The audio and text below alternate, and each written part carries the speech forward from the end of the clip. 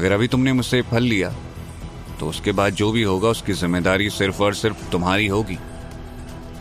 तो क्या इसके बाद शिवा नंदिनी को फल सौंप देगा या फिर नंदिनी शिवा की बात पर गौर करके अपने फैसले पर विचार करेगी? क्या स्वामी खानदान के लोग उस्ताद रंगा स्वामी की जान बचा पाएंगे? शिवा के लाख मना करने के बावजूद नंदिनी ने शिवा की बात को अनसुना करते हुए कहा, नेशनल आयुर्वेदिक हॉस्पिटल के प्रधान आचार्य और भारत के सबसे बड़े आयुर्वेदाचार्य चंद्रा स्वामी अगर यहां मौजूद हैं तो तुम्हें लगता है कि तुम उनसे ज्यादा समझदार हो?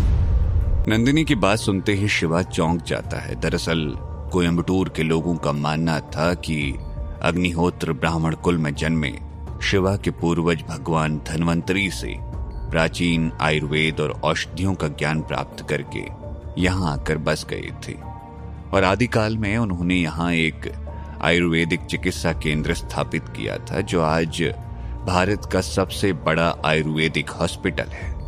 ये नेशनल आयुर्वेदिक हॉस्पिटल वही हॉस्पिटल था। नेशनल आयुर्वेदिक हॉस्पिटल चंद्रा स्वामी अयंगर। अगर उसने तुम्हारे दादाजी की बीमारी का इलाज ढूंढ लिया है तो इसका मतलब है कि वो इस फल के जरिए जरूर उनकी उम्र बढ़ाने के बारे में सोच रहा होगा। तुम कुछ ज्यादा ही बकवास करते हो। चुपचाप ये बताओ कि तुम ये फल मुझे दे रहे हो या नहीं? अच्छा ठीक है नंदिनी जी, इतनी भी क्या जल्दी है? मैं भी यहाँ तुम्हारे दादाजी की जान बचाने आया हूँ। कम से कम एक बार मुझे उन्हें देख तो लेने दीजिए। तीनों हॉल से निकलकर एक साथ अंदर के कमरे में दाखिल हो गए। अंदर के कमरे में दाखिल होते ही शिवा ने सरसरी निगाह से पूरे कमरे का जायजा लिया। उस कमरे में गार्ड्स के अलावा कुल 3 लोग मौजूद थे। सामने पलंग पर तकरीबन 70 साल के एक बुजुर्ग लेटे हुए थे। उनकी आंखें अंदर धंस चुकी थी, सांसें टूट रही थी और उनके चेहरे का रंग पीला पड़ चुका था।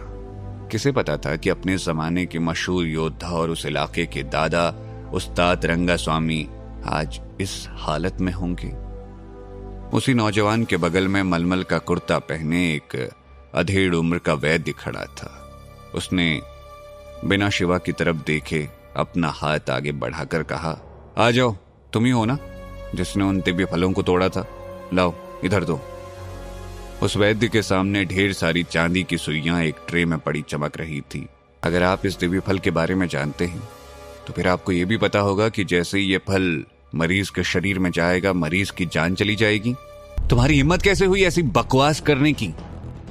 उस वैद्य की बात सुनते ही कमरे में मौजूद सभी लोग चौंक जाते हैं, खासकर वहां खड़े दोनों गार्ड्स। छोटे मालिक, ये कैसी बातें कर रहे हैं आप? जल्दी से फल वैद्य राज के हाथ में दीजिए और उन्हें उस्ताद जी की जान बचाने दीजिए। काका, मैं यहां सिर्फ आपके कहने पर आया हूं, लेकिन अगर आपको मेरी बात नहीं सुननी तो ना सही।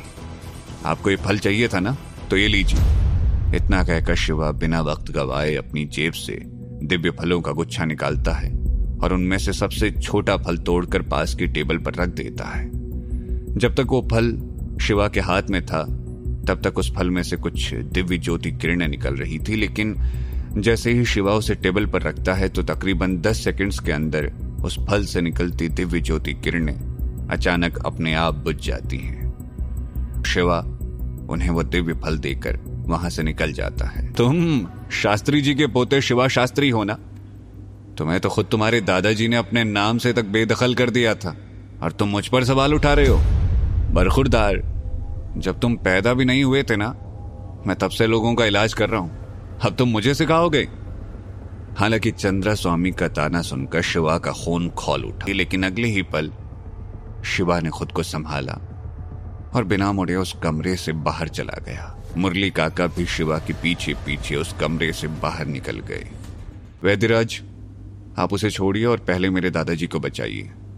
लेकिन तभी अचानक स्वामी खानदान का छोटा उस्ताद, वो नौजवान जो अब तक खामोशी से ये सब कुछ देख रहा था, उसने चौंकते हुए कहा, ठहरो, अभी कुछ समय पहले तक तो इस फल से कुछ दिव्य किरणें निकल रही थी, लेकिन अब वो किरणें गायब हो चुकी हैं।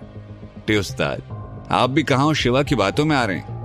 मैं पहले भी इस तरह की दिव्य औषधियों का इस्तेमाल कर चुका हूं, आप निश्चिंत रहिए, कुछ नहीं होगा। नहीं वैद्यराज, मेरा वो मतलब नहीं था, आप बुरा मत मानिए और प्लीज मेरे दादाजी की जान बचाइए।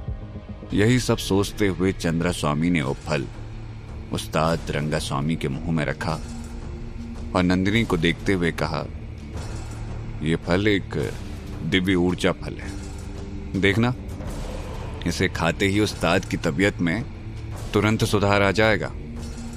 इतना कहकर चंद्रा स्वामी ने पास ही में रखी ट्रे में से एक चांदी की सुई उठाई और उसे एक्यूपंक्चर विधि के जरिए उस्ताद रंगा स्वामी की ठोड़ी पर चुबो दिया, जिससे उनके मुंह में रखा फल सीधे उनके गले से नीचे उतर गया।